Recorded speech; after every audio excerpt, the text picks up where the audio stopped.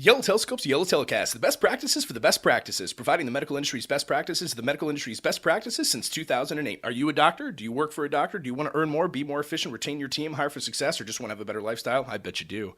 What should you expect from the podcast? A lighthearted, casual, fun, hopefully funny, informative, impactful, well-founded look at the medical industry from a pair of passionate, competent, confident, experienced, talented, unquestionably good-looking industry leaders, men of the Renaissance, if you will, and even if you won't, who have hired, trained, and overseen some of the nation's top medical practices while enjoying Scotch whiskey, world travel, music, single malt Scotch whiskey, fine dining, not fine dining, family, art, Ryan bourbon whiskeys, and maintaining an absolutely perfect track record of growing practices by between $100,000 and over $1 million within the first year every damn time. Listen to the podcast, and for more on how Yellow Telescope can help grow your practice, visit YellowTelescope.com for upcoming events, published articles, recorded speeches, past issues of our complimentary email newsletter, testimonials, and more. There we are. Thank you. Absolutely. Hey, cheers, buddy. Welcome to episode number 14. 14. That's right. Here we are, Yellow Telescope YellowTelecast, episode number 14, coming to you live and recorded here from fabulous Central Park, New York City, New York, United States of America. It's finally happening. We've done it. We've made it to New York City. If we can make it here, we can make it anywhere. And we've made it here. We're making a podcast, in fact. Who knew? Who knew? Yeah, no, we actually haven't done a podcast here for about, I don't know, well over a year, probably about a year and a half. I think so, yeah. I think it was AAF PRS New York like a year and a half, maybe even 2 years ago now. It's been a long, long time. Yeah. But yeah, we're excited to be back. Obviously, based on the sky and sun you see around you, you'll be aware that it's certainly summer right now. Exactly.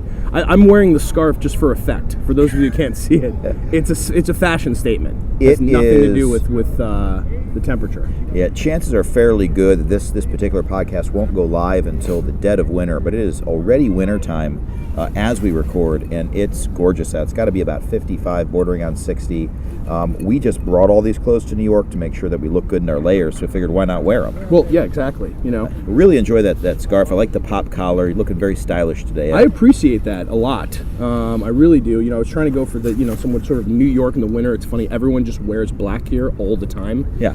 Except for you. No, correct. No. Every color under the rainbow. I love it. You've got. I have the blue, that is blue, gray, and white scarf with the maroon sweater, with the brown and black overcoat. Yep. Whatever you call this, which has.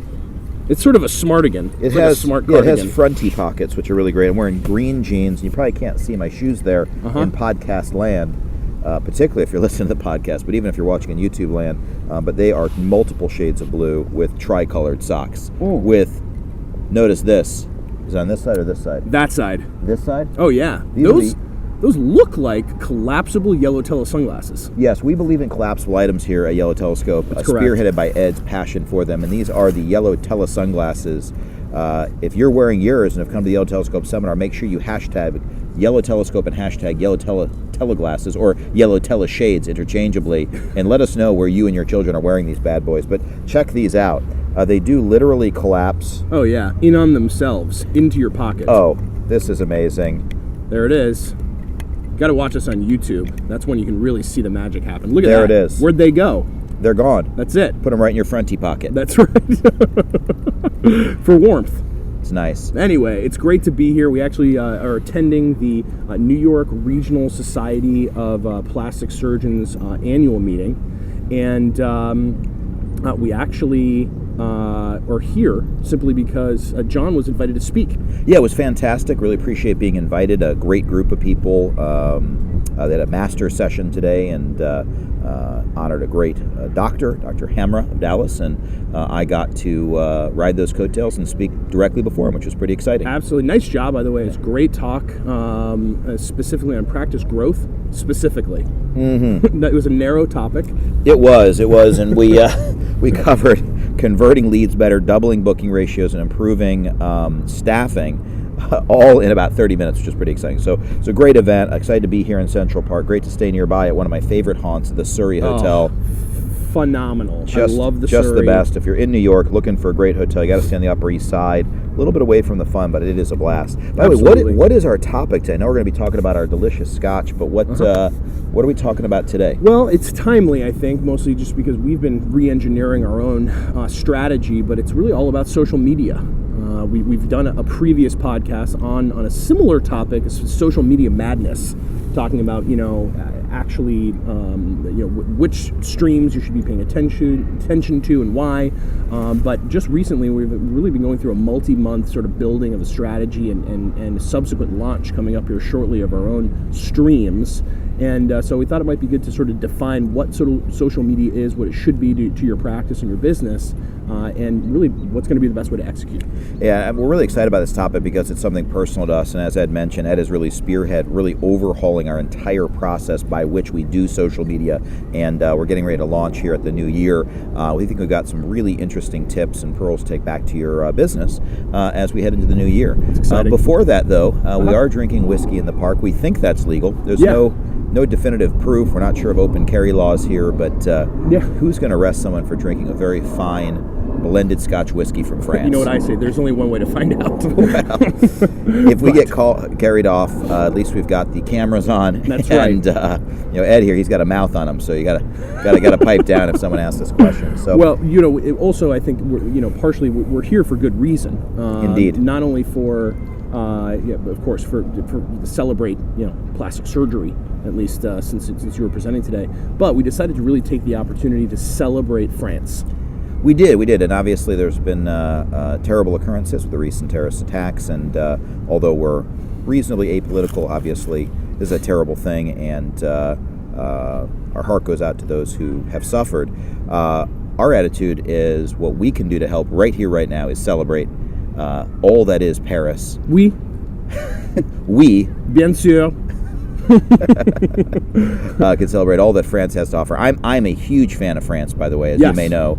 I was lucky enough not only to travel there for vacation, but another trip, I proposed to my betrothed, my wife, Jana, at Versailles, about 30 or 40 minutes outside of France. You know who else is from Versailles? Who's that? The modern-day band Phoenix. Really? The lead singer of which is married to Sofia Coppola. Oh, yes. But also a really good Chinese food in Versailles, and I also got engaged there. It was really fantastic, very, very beautiful. I would like that to be my house one day. I actually I studied French for 6 years, 6 full years. Of course, growing up in South Florida, no one takes Spanish. No, the obvious choice is to go ahead and study French. And I don't know, dare to be different, I guess. And then, of course, studied 2 years in college. J'ai étudié 6 ans de français.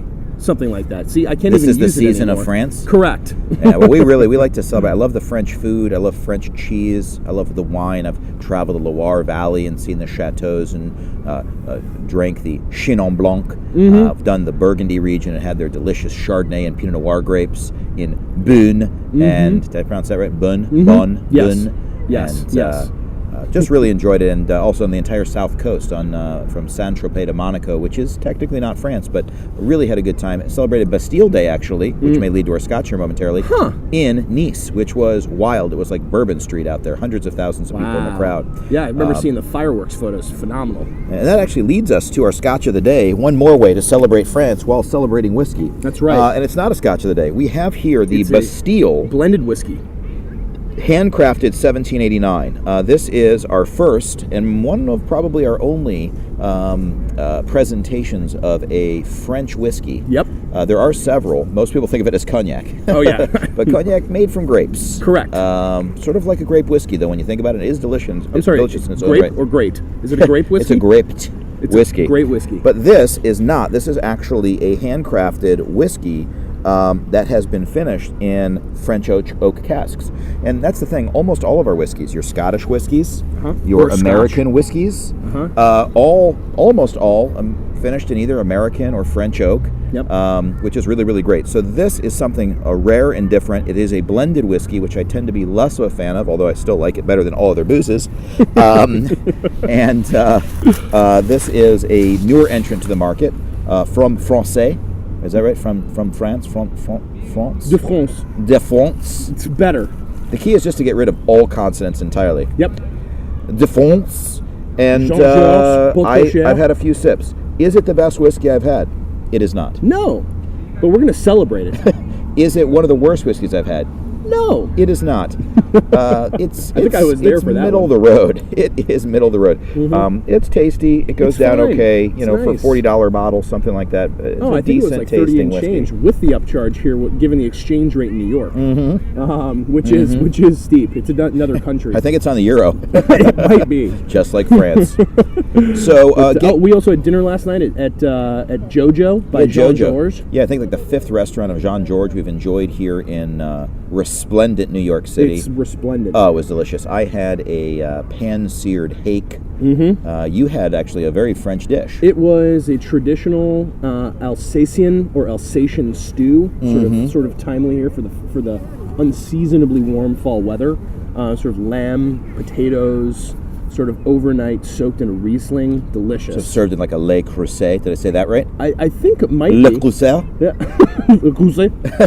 Le Creuset. Yeah, it was really delicious. Beautiful brownstone restaurant, a place you should try. I think we've Absolutely. already covered our favorite restaurants in New York, I think so. from Tredici and everything in between. But this was really great. So we're excited about France, and we're hoping for good things there. We're also enjoying our French Scotch in celebration, and we are ready to talk with you guys a little bit about social media. That's right. We prance on the sea per usual. We certainly do. We appreciate social media. So you want to kind of dive in a little bit with us, and then maybe I'll have some thoughts? I'd be happy to, John. Please do so. Thanks so much. It's interesting when we were looking back, and we of course speak to a lot of practices, a lot of businesses specifically about what social media should be and what they think that it might be and what it is. And of course, it's all very, very subjective, and really have to determine what you'd like to get out of it. But oftentimes, And it's evolving. absolutely. And even when we talk to a lot of our vendors through SEO oversight, they'll often offer services that will help to either complement or to manage your social media. And we get so many requests. I was talking to a potential client. Thank you, sir. Even just last week, and she's saying, well, gosh, I know we needed the website. One of the reasons I like this company so much is because they really do social media really well. We really got to get a lot of leads from Facebook. And I thought, well, maybe, but it brings up sort of an interesting broader topic when you think about what you'd like to achieve with your social media. Sure, we'd love it if you posted a few things a week and everyone replied back saying, this is amazing, please call me so I can book my consultation today. Right. When I'm thinking about spending 10 grand on something that affects my body for the rest of my life, I immediately think, let me check Facebook. Absolutely. I'm going to go ahead and post on that practice's feed for the world to see, and with my personal information. It just doesn't happen. And so what we thought would be a good reminder for people is to say, when you're thinking about managing your social media, maybe look at it more from a branding perspective. More from a sort of a broader marketing perspective, sort of a reinforcement of what your practice is, and also, attracting the kind of people that you think might like to be attracted to it. Oh, hey, Poochie. There's a dog that may eat our camera right now. Oh, that's great. Would you like some whiskey? Okay, bye. Love it. So awesome. See, we just go on the fly. Unique New York. What? Unique New York. Unique New York. Poppy Petunia, Gladiola. Okay, reset. We're ready. Let's go. So we looked at social media at more of a broader marketing perspective. And of course, even from our own perspective, sort of what we'd like to achieve with social media, which streams and what sort of content we'd like to be posting and why, probably most important. Absolutely. And what we really have come to is that not participating in social media is going to cost your business money, because even if you're the type of individual or business owner who says, it just isn't my thing, I'm not that into it, and I don't want to do it part way, and therefore I'm going to leave it alone, it's sort of going the same way as ratings and reviews are, which is by being complacent and doing nothing, you'd think that would just result in zero results, but it actually results in negative results. Right. Meaning choosing not to participate in gathering more ratings and reviews means only unhappy clients go online and complain, because the tendency for happy clients is to do nothing at all. Right. So you have to be proactive to get ratings and reviews. And similar with social media, because Google actually ranks your website in part based on how active you are with Facebook, Instagram, Pinterest, YouTube, and other social media sources, Twitter, you can't simply not participate. You must continue to participate whether you like it or not. Yeah. So then the question becomes, okay, well, if I have to participate, either because I'm excited about it and I'm interested in it, or I'm not that interested, but it's sort of a necessary, I wouldn't say evil. There's another dog. Oh, hey. Hey. Hey. It's good. This is our special guest. And bear in mind, people love posting dogs and cats on Instagram and Twitter. Oh, this is going to go. This is fantastic. It's going to be the first podcast viral. to go viral, for sure.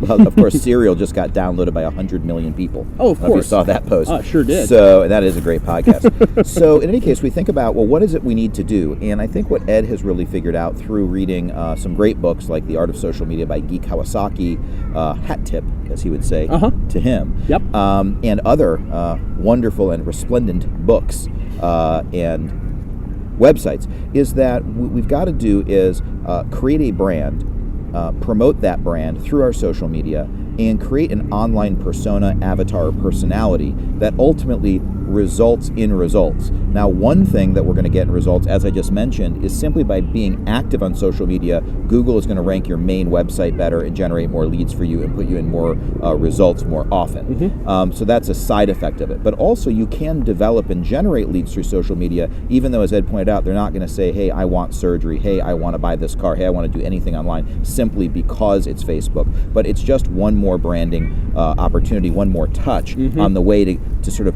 forming a consensus, forming a Knesset, a 2/3 voting republic in Israel, some sort of powerful force, a wave that crashes down to create a sale. So it's the combination of seeing you on Instagram, then seeing you on Facebook, then getting tweets, then going to maybe your real self profile, seeing your reviews on Rate MDs, Vitals MDs, and Health Grades, seeing your real patient ratings, then going to your website, then seeing before and after photos, and then finally saying, okay, I'm going to call this person. And that is sort of the way people are shopping these days and what we're seeing in the online world. So now that we kind of have a picture of what we want to do, I think the big challenge for most businesses is that we're busy. It's hard to make a strategy. So what are some initial thoughts that you have on sort of putting together and then launching a social media campaign, a true implementable strategy? And I think we're going to base it really on what we're doing right here at Yellow Telescope right now. Yeah, and I think that we're still in the phase of rolling everything out, and we're really excited about it. We put a lot of work into it, kind of defining the kind of information that we want to get out there and what we'd like to achieve from it.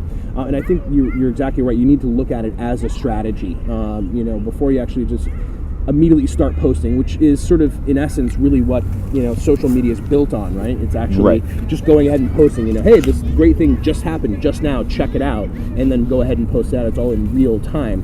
However, in order to get the level of communication that you actually want to be able to get out there, the volume of communication and the quality of communication, it's going to take a little bit of planning and creating the habits within the practice and within your team to actually get that content. So it has to really become a culture in the practice. Exactly. Well, I was going to say, Ed has coined a term. Did I? Well, I think you did. Well, we are very big on curating things, and we would describe ourselves as not so humbly submitted, well-curated men with well-curated opinions and well-curated ideas. If you will, and even if you won't. Just listen to the intro again. We like to think we have reasonably good taste on a variety of topics, although terrible taste on many others. And so what we do is curate our tastes into really good recommendations based on the things that we believe that we're knowledgeable about. For example, we think we know our whiskey and we think we know our scarves, for example. This guy, this guy right here. But maybe we don't know everything about travel to Tokyo. And so we don't comment on that. But what Ed has coined the term of is what he is, I don't know, maybe that someone else coined this, but I heard you say earlier the word pre-curating. Yes. Yeah, I decided that I think it would be important for us to pre-curate our content, simply because it is almost going to be sort of a launch and then a rollout of the strategy. And so we realized, if you think initially about the volume of communication that you actually need to get out there, because like, for example, in Art of Social Media and some of the other sources out there that sort of teach you and coach you about what an effective social media strategy is, they are recommending, frankly, pretty high level and high volume of communications. Like, they're saying, okay, for Facebook and LinkedIn, 1 to 2 posts a day. And then same thing for Instagram. Same thing for Twitter, only times 4. With Twitter, they're saying you got to post, 8-10 times a day to actually be relevant and to keep it right on the radar of what people are looking for. Where people start to actually retweet, repost, reconnect, all those different things you can do at each of those sources. They have to kind of see that theory of multiple looks, continue to see you over and over again with valuable, well-curated, and in our case, pre-curated information. Exactly. And if you did the math that Ed just kind of spit out there, you can be talking about 21 to 60 posts a week, depending on which formats you're in. And I think as a minimum, you've got to be on LinkedIn, you've got to be on Facebook, you've got to be on Instagram, and you got to be on Twitter. And I'd say most people would strongly recommend you're on Pinterest at this point. And have we even talked about Google Plus, which we could probably do an entire podcast on. Right. But it's like Facebook, and so you got it. In this particular game, it's an and game, not an or game. Yeah. Just And like some we of the often say. content can overlap, correct? Yeah, absolutely. But yes. not all of it. So, for example, with our businesses, we have all of those things for SE oversight, for our more web-focused clientele, and then Yellow Telescope for our medical consulting clientele. And although there's going to be certain articles and posts that really do overlap, there might be something that's a little bit of a wonky techie issue that might interest some people, but might not really fit on one of the other feeds. Exactly. And so maybe 50 to 60% might go to multiple sources, while 40 or 50% go to some. So what's interesting is about the discussion so far, I'd say most listeners right now, we're actually taking them backwards. They're like, well, I was actually getting kind of excited, but now that you tell me I need 100 posts, I need 65 different things, how are we doing it here? Because right. We're certainly larger than probably most medical practices, right. and not more than most businesses in the world, but we're also smaller than quite a number as well. Yeah. And so we're in that mix of your small to medium-sized business where we're not completely spread thin. In fact, we've got staff, but there is a limit. We can't Absolutely. spend 20 hours a week on social media. How do we, if we've got an hour or two a week maximum to dedicate to our entire online presence for social media, how are you laying it out for us? And then how do we translate that into any other small business, medical practice, or otherwise? Well, I think first what we started to do is to simply start curating content. Literally just to start. We said, all right, guys, And then we just posted them out? Nope, absolutely not. Stop rushing. I'm sorry. I figured we should get it out. Of course, that's the Right. reaction. So is let's get it out. We've just been compiling info. We've been pre-curating. Exactly, and so we've been pre-curating the content. And look, we're readers. Of course, it kind of almost doesn't necessarily matter where you get the content from. Although that's another thing we've been looking at is what RSS feeds, what websites do we like, what sort of defines our why as to what sort of content we might want to get out there. But the first mission is just to have your team start forwarding information to info ad or some inbox where it can all be compiled. We're using our interns. Exactly. In our team, we actually we designated Claudia, the famous intern. Yay, Claudia. YellowTelescope, who is our spearhead for this, to literally gather and curate the information. So we send it out to the team as well, so we can all be aware of what's being sent out. She's doing so much social media right now. She's literally going to anthropomorphically metamorphose. I don't know if either of those words are right. Into just sort of like a kaleidoscope. Wow, it's so deep. She's just like just turning into a Claudia telescope. Something like that. Hashtag YellowTeleClaudia. I don't know. So either way, she's been designated to actually sort of curate and sort of be the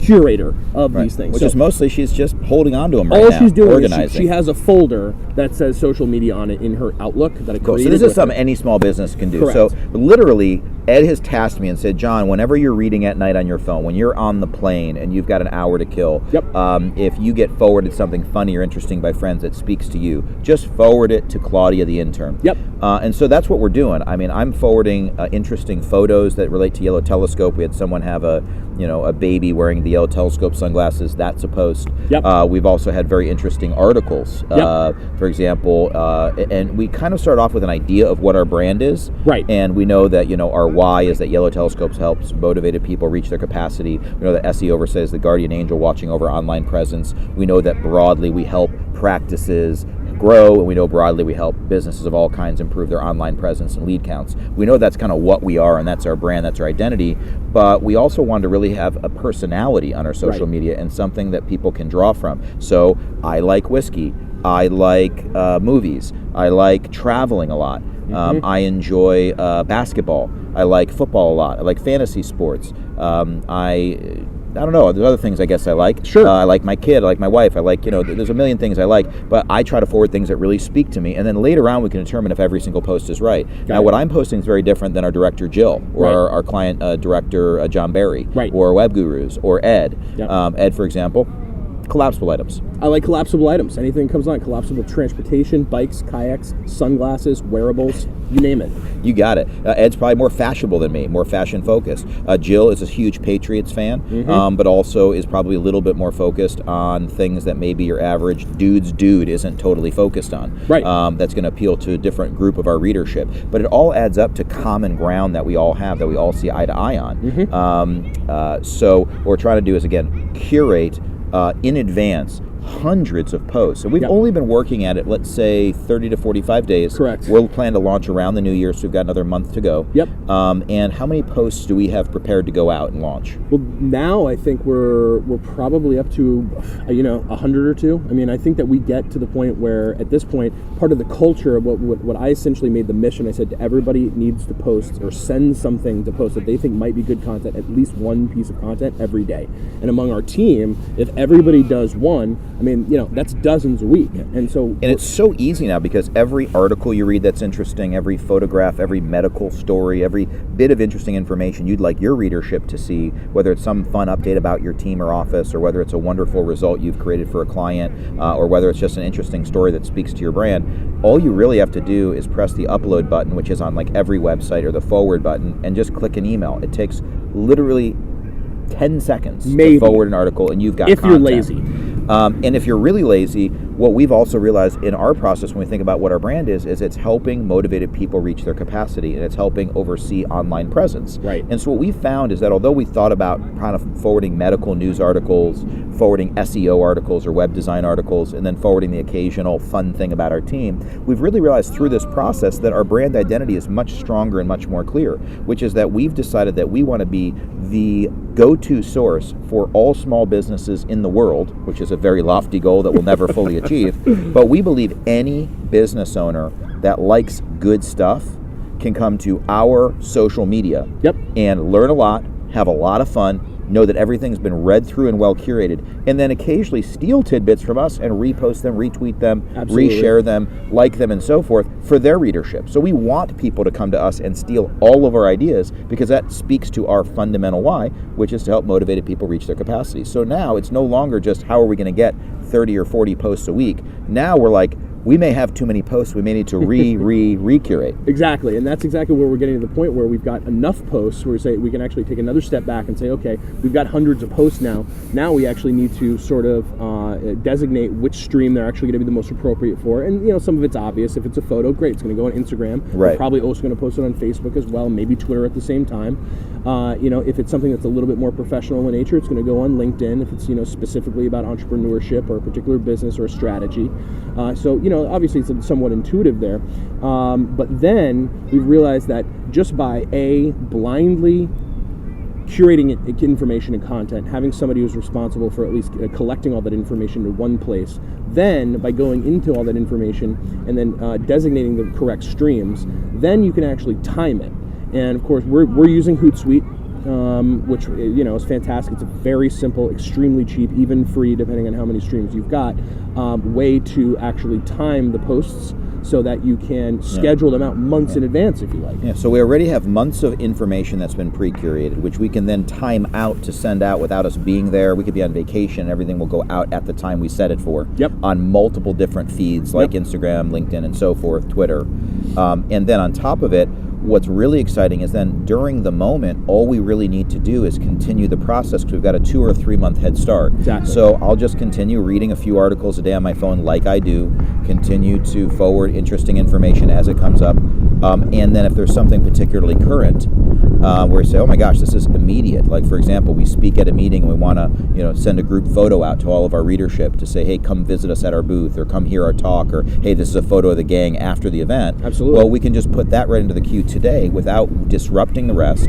And that's just sort of added value cherries on the sundae. The end result, I think, is that your readership starts to return to you because they keep finding interesting information.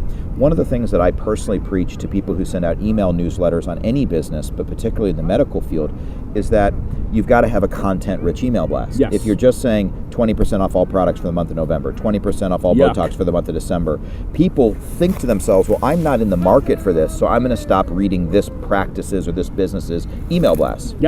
So they just tune you out. But if instead you're providing interesting information and answering questions a patient might have, then they might say, although I'm not in the market, I am interested about what exactly this Kybella is. What exactly is Bellatero? What exactly is this new laser surgery that's come out? What exactly is the difference between refractive surgery and LASIK surgery, or is there one? So when I read and learn, even if I say I'm not in the market to buy anything, I open. And then you're going fishing in essence, and you occasionally catch someone. For example, I don't think I want submental liposuction, which is to take the fat of my under chin area. You don't even need it. Oh, thank you, Ed. I don't think I want it. Why? Well, it's surgery. Mm-hmm. But I'm very open to the idea of this new Cool Sculpt attachment that's come out where it just zaps it. Is that invasive? No downtime, non-invasive, doesn't hurt at all. It's really amazing. Now, whether I'll have it or not isn't important, but I'd never know it existed unless I was reading every single email newsletter, and I'd only read every single email newsletter if there was interesting information. If it was chock full of information. Right. If it was just always a discount, I'd say, well, I'm not shopping, so I'm not even going to open it. That leads back to social media in this way, to finish the point. If people are only seeing before and after photos from a doctor, or only hearing about a great legal settlement a lawyer got, or only hearing about some new wonky insurance rule for that insurance company, well, the person says, well, I'm not in the market for insurance. I don't want medical services. And so I'm going to stop following this person's feed because it's the same stuff over and over, even if there's the occasional fun photo of the team at work around the holidays. Yeah. But if you're also sending out interesting information in general, people say, although he's a medical practice, although she's an attorney, I just follow them because they're fascinating. Yep. And so what we're trying to be is fascinating, not just so people follow us, which is our goal, which you should sign up right now, but so that we can also give information that you guys find fascinating and agree with us on to forward out to your feed. So if you're a doctor who loves whiskey like us, forward some whiskey articles once in a while. Bring it on. If you're a doctor who loves the opera, I don't. I love the symphony, but I don't like the opera. That's just me. Yep. You might see a symphony note from us, but you're not going to see an opera note. But forward those kinds of information, and people say, well, I just love following Dr. Smith because he's just so fascinating. Yeah. And that's what you're looking for, is to create a fascinating feed that's well curated by being curated, and then simply kept current. Yes. Well said, sir. Well done there. I liked it. And it's the absolutely French correct. whiskey. It's the French whiskey. It rolls off my tongue. It's actually supposed to go. It's very How do you say rolls off my tongue in French? Rolls off the tongue. Well, no, that's not French, Ed. Oh, I don't know. That's an American with a French accent. Je ne sais. It really rolls off my tongue. Désolé. Désolé. I'm sorry. No, I like it, man. We're excited about the rolling out of all of our social media. So, of course, quick promo. Indeed. Check it out at SE Oversight, at YellowTelescope, and all of your favorite feeds. Some of them are called a handle. Oh, yeah. Twitter handle. Yeah, Twitter handle. Sure, bro. Connect with us on LinkedIn. Yeah. Follow us on Instagram. Yeah, follow us. Follow us on friend us on Facebook. Friend us. That's better. Either way. No. Cartwheel us on cartwheel.org, not-for-profit cartwheeling. That's not an actual. That's actually after we press stop and get to the park. That's how I'm getting back to the hotels, cartwheels. No, but we're really excited about it, and we thought maybe it might be interesting info to get out there. Well, hope you get a strategy going. And I think that it's important to understand that as much as we're going big with it and we're going to be sending out that many posts regularly, you don't have to get that many. I think it starts with something and then it builds. I don't think you should start with a very, very small minimum, because it's really hard to build from like nothing to like a lot. But I think if you start in a middle ground area where you're getting out a post a day or two, then you can really build from that. Which leads to French medical news. Yes, that's actually what I was bringing up here. Bonjour, l'addition, fromage, nice, Pinot Noir, right? Marijuana. That's actually where this comes from. This article is actually pulling up. I get great service in the park. Recently found out that of all the countries in the world, according to Reuters, France says oui to marijuana-based medicine. By the way, when I think of my news I trust without any corruption, I think of Reuters. That's correct. It's the British Associated Press, John. It's fine. They're very reputable. Isn't that the Russian? No. Who are the Russian? I don't know. There's a Russian one. You know I don't read Cyrillic. So, France's Ministry of Health announced Thursday that it has been approved that a cannabis-based mouth spray known as Sativex, a move that brings Paris into line with 17 other European countries. That's more than the European Union, I think. Je t'aime marijuana. Which allow marijuana to be prescribed for medical reasons. So this is great. I like that we have a French story in our celebration. I'm sure the French are celebrating with some marijuana. They might. So what they're saying is that they have approved even more good times, but only for medical use. Exactly. Now they're not going to let you smoke it or eat it, or like a cookie or whatever they have in California for medical marijuana. Apparently, for right now, it's going to be a spray. Huh. And now you put it right in the eyes? Nope. It's not an ocular spray, Ears? John. It's oral. It's an oral spray, although you could probably spray it on your fromage. Well, that's a very interesting cheese. Just do what they've done in Denver. Just make your own edibles. They would make some delicious edibles. Does this brie taste funny to you? Why is all this marijuana covered in butter? We're in France. It's better. Well, it's interesting. Sativex. I think it's actually very fascinating that there's actual real pharmaceutical companies getting into this. Well, exactly. The regulations there are different. Does the pharmacist who invented it have very long hair? He might be. He's saying he's a hippie. I get it.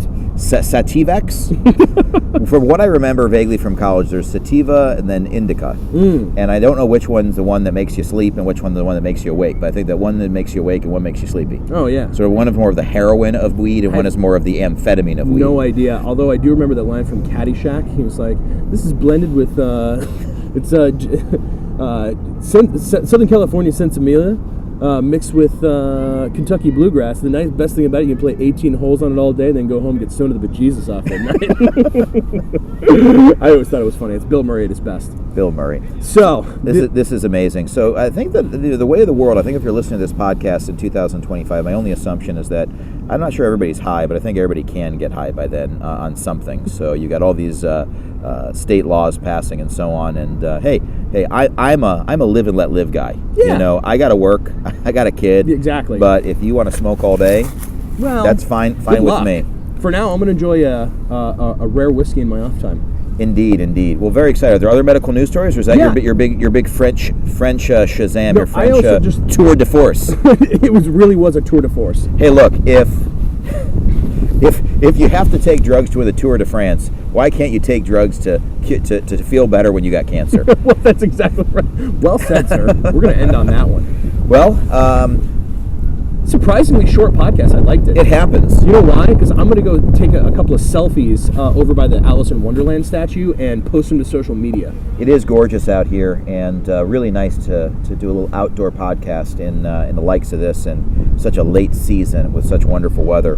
Well, as far as upcoming stuff, depending on what time you listen to this, we got all kinds of activities. We're taking a break till the end of the year, just going home, spending time with family. I think we've earned it. Got our holiday party coming up. A lot of good things happening. We're very, very pleased and thankful for what has been the best year in Yellow Telescope history in spades. Oh, yeah. Thanks to all of our clientele and support that we've had throughout the year. We've done more meetings, more speeches. It was the year of diversity. Next year, we're starting the year of alignment.